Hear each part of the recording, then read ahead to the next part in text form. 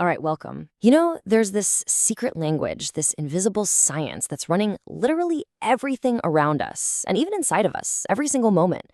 We're talking about chemical reactions. This is the hidden engine that powers our world. I mean, just think about it for a second. The lunch you just ate, it's being turned into energy right now as we speak. That shiny new bike left out in the rain, it eventually gets covered in that ugly brown rust. And a simple liquid egg, it turns into a fluffy, solid omelet. These are all things we see every day, right? So, what's the common thread here? What's the invisible force that connects all of these incredible transformations? You guessed it, chemical reactions. They're the processes that take one thing and fundamentally change it into something completely new. Okay, let's get into it. So, here's our roadmap. First, we're going to nail down what a chemical reaction actually is. Then, we'll learn how to read and write its special language, equations. After that, we'll explore the main types of reactions, dive into the give and take of something called redox, and then we'll wrap it all up by seeing how this stuff affects you in your daily life. So, Section 1. What in the world is a chemical reaction? Well, to put it simply, it's just when a substance changes its whole identity to become something brand new. But how can you tell when one has actually happened? I mean, we can't just guess. In science, we need to look for clues. And it turns out there are 4 major clues to watch for. You might see a change in state, a solid turning into a liquid, or a sudden change in color. Maybe a gas starts bubbling up, think of fizzing, or a change in temperature, where things get hot or cold all by themselves. If you see any of these, you're probably watching a chemical reaction in real time. Now, once scientists see a reaction, they need a way to write it down. But they don't just write a paragraph about it. No, they use a super precise language called chemical equations. And these equations have to play by one of nature's biggest, most important rules. So, it might start out with words, something like magnesium plus oxygen makes magnesium oxide. But for real precision, scientists translate those words into symbols, like you see here. Mg plus O2 becomes MgO. The stuff you start with on the left, that's your reactants. And the stuff you end up with on the right, that's your product. Simple enough. But hang on a second. Look really closely at that formula. On the left side, the reactant side, we have O2, right? That means 2 oxygen atoms. But then look at the right side. In the MgO, there's only 1. So where did the other oxygen atom go? Did it just vanish? That feels wrong. And it is wrong because it breaks one of the most fundamental rules in all of science, the law of conservation of mass. This law is non-negotiable. It says that in a chemical reaction, matter can't be created or destroyed.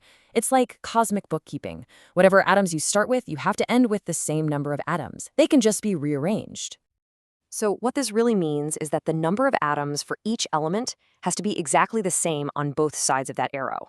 An unbalanced equation like this one is like a lopsided scale. It just doesn't work. The atoms don't add up. It's a puzzle that we absolutely have to solve. So, how do we solve it? We balance the equation.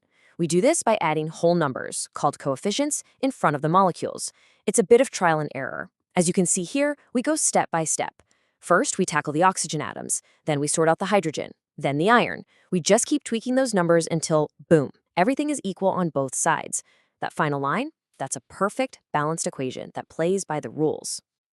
Okay, now that we know how to write and balance these equations, we can start to see that not all reactions are the same. They fall into different categories, kind of like sorting your music into genres. Most reactions are basically about combining things, breaking them apart, or switching partners. The 2 most basic types are really just opposites. First, you have a combination reaction. That's when 2 or more things come together to make one bigger thing. A plus B gives you AB. It's chemistry in build mode. And on the flip side, you have decomposition. That's when one big thing breaks apart into smaller, simpler pieces. AB splits into A and B. That's chemistry in break mode. Now, what's really cool about breaking things apart is that it always takes energy. You have to put energy in. In chemistry, that energy can be heat, electricity, or even light. A really amazing example is how old-school black and white photography worked. The film was coated with silver chloride, and when light hit it, it caused a decomposition reaction that created the dark silver image. How cool is that? All right, next up, we have the displacement reaction. The best way to think about this one is like a competition. You have a more reactive, or you could say stronger element, that comes along and just kicks a weaker element out of its spot in a compound. A classic lab example is when you stick an iron nail in a blue copper sulfate solution. The iron is more reactive, so it boots the copper out, and the nail gets coated in a beautiful layer of brown copper. The stronger one always wins. So, if one element can switch places, why not two? Well, they can. In a double displacement reaction, you have two compounds that basically swap their parts. My favorite analogy for this is to imagine two couples on a dance floor who just decide to swap partners. And very often, when this partner swapping happens, one of the new couples forms a solid that drops out of the solution. We call that a precipitate. Let's get to our final big concept, and this one is happening everywhere, from a nail rusting to the very cells in your body making energy. It's all about a chemical give and take known as oxidation and reduction. They're really just two sides of the very same coin. So let's keep it simple. Oxidation is when a substance gains oxygen or loses hydrogen. And reduction? Well, it's the exact opposite. It's the loss of oxygen or the gain of hydrogen. You can see right here they are perfect mirror images of each other. And here is the absolute key takeaway. One can't happen without the other. They are a package deal.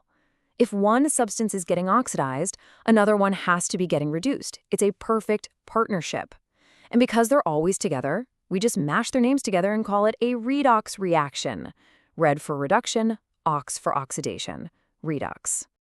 Okay, so why do we care about all this? This is where it all comes together.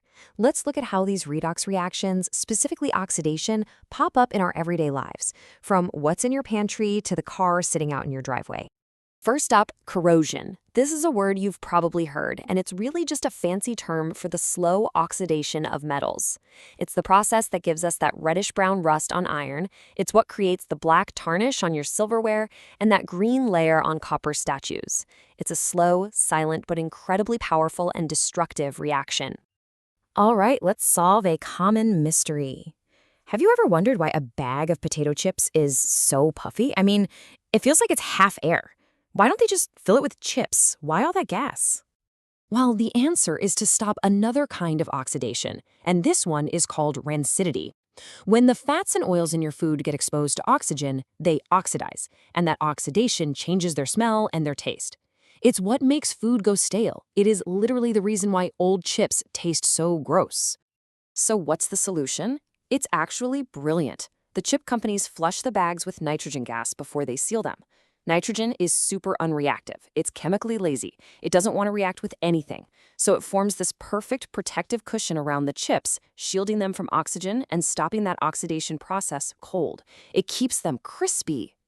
So we've spent all this time learning that we have to balance our equations, that nature demands this kind of perfect accounting of every atom. But let me leave you with a final thought to chew on.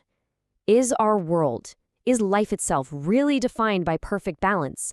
Or is it the constant, dynamic imbalance, this endless cycle of things being created and destroyed, of reactions happening all the time? That is the true, chaotic, and beautiful secret to life itself.